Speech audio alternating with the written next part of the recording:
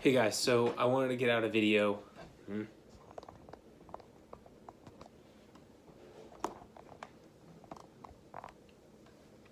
Hey guys, so I wanted to get out a video to go over the next template or the next cycle, how we're going to be approaching each week of training. The first week is going to be a little bit different than the rest of the weeks because the first week is going to have some more assessments in there than the other weeks.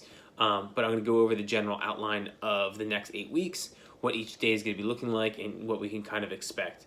So Monday is going to be an anatomical adaptation day, or motor control. We're going to be specializing in things with tempo. So we'll see our tempos build up over the 8 weeks. We won't start with a long tempo in the beginning, but that will continually build. Our focus is going to be on a hip hinge movement, a upper body pressing movement or push, and then we'll also have some core stuff in there. The way I'm going to structure that is going to be EMOM and every 90 seconds to every 2-minute work. So there will be some small amount of rest between sets, and we want that so that a muscle group can completely recover or recover before it moves on to the next movement. So from there, Tuesday is going to be our cyclical maximal aerobic power day. That's going to be a high effort day. So that's going to be a pretty hard day. The intervals are going to be a lot shorter, somewhere between 1 and 3 minute intervals, followed by a 1-to-1 rest, maybe a little bit less rest. So it will be a high power workout.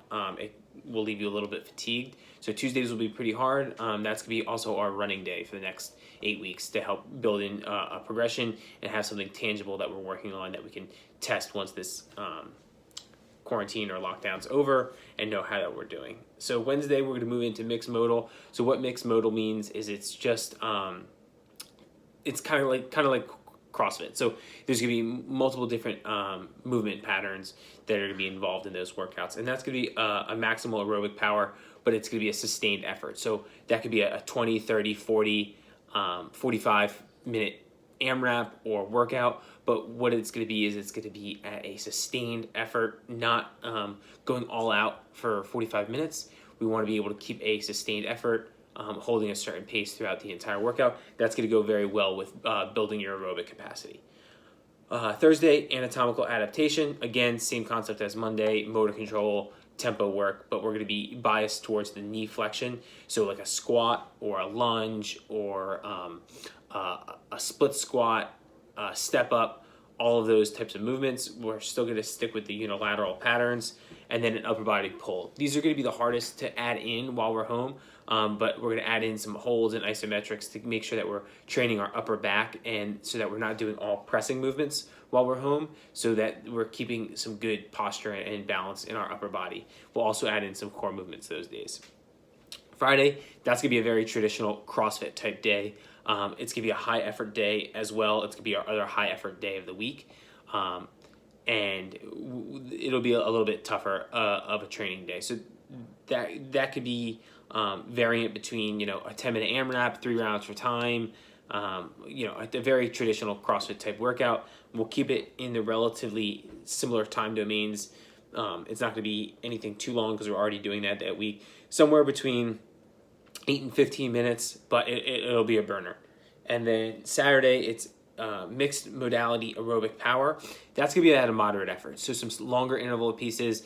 We could see some like 10-minute AMRAPs with some rest in between. We might work our way down to like 6 or 7 minute AMRAPs towards the end for a little bit higher of an effort, but really we'll be sticking towards the 10-minute AMRAP for the remainder of the 8 weeks. It'll do a good job of building some repeatability within a workout, and also, again, keeping up with the effort of sustainability. Sustainability is where we're going to actually progress our aerobic system. If we're ever doing something that's way too tough, right? Let's say we have a 5-minute AMRAP, rest 3 minutes, 5-minute AMRAP. If you go all out on your first 5-minute AMRAP, 3 minutes is not going to be enough rest to recover to repeat. So you're going to be anaerobic in that first 5 minutes, and then you're not going to be able to sustain the effort and build appropriate volume in the second workout. So these workouts that we're seeing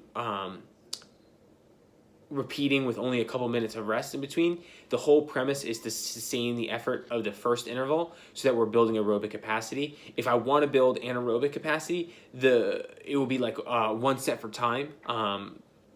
a lactate threshold workout, or what it could also be is like something where it's like a 5-minute AMRAP, rest 20 minutes, 5-minute AMRAP, where the work is a quarter or more of the rest. So keep that in mind as we're getting into this next cycle, is that we're really focusing on the aerobic system. There is a couple hard effort days, but we're building a good engine, good capacity, and keeping motor control in mind as we're progressing through the phases of this next training cycle. Again, if you have any questions, Paul at Paul Bono, and I'm always available to answer whatever you got.